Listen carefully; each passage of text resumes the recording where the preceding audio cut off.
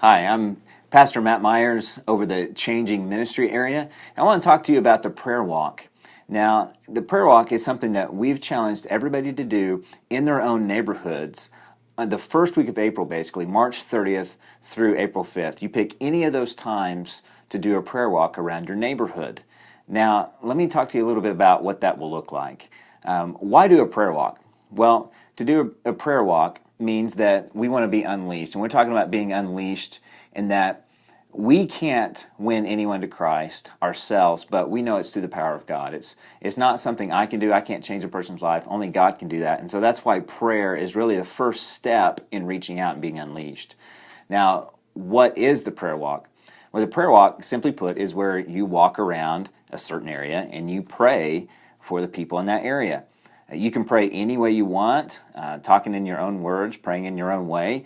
Let me share just a few keys with you. The first key would be don't feel like you have to close your eyes when you pray. A lot of people bow their heads and close their eyes. Since you're walking around, that may not be the safest thing to do.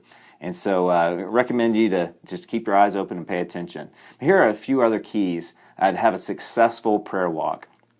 One would be to form a team to walk around with you. Your team could be your family. It could be the small group you're in. It could be your discipleship partner. But have a team and plan to do this together. Second is have a plan. Pick a set of 20 or so houses to walk around and plan to walk around those houses and pray for the people inside the homes. Pray for the family. Maybe that you live in a neighborhood where it's possible to pray for more houses pretty easily. Go ahead and do that or less. But pick 20 or so homes in your neighborhood and walk around and pray for those people. Another key is if you're with a team is to pray with the team beforehand really quickly together. Say a quick prayer that God would bless your prayer walk, that He may open your eyes to the needs of those around you, to your neighbors, that He might help you to meet someone new as a result of praying for them. Another key is to read some scripture before you leave. Let me just give you a few ideas on those scriptures.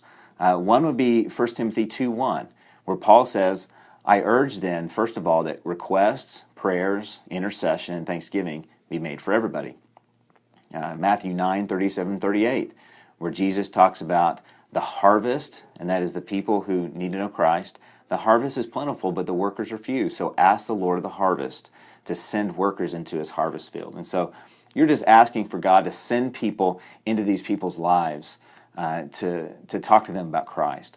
Another passage is 1 Corinthians 3:6-7, where Paul talks about the fact that it doesn't matter who it is that brings the word of Christ to somebody because it's God that makes it grow. And so we're praying that God would make the efforts of whoever it is sharing Christ with the people that you're praying for, that they would grow.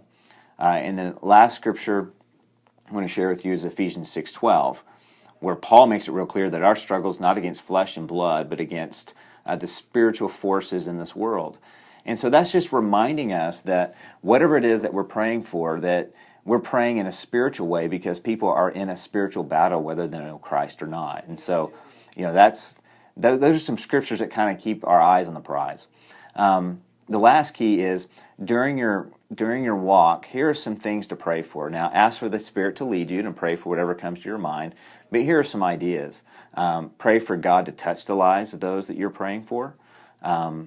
Ask God that if they don't have a relationship with Him, that they might hear the good news and come into a relationship with Christ, that God might give you opportunities to love them and to show them Christ and lead them to Jesus.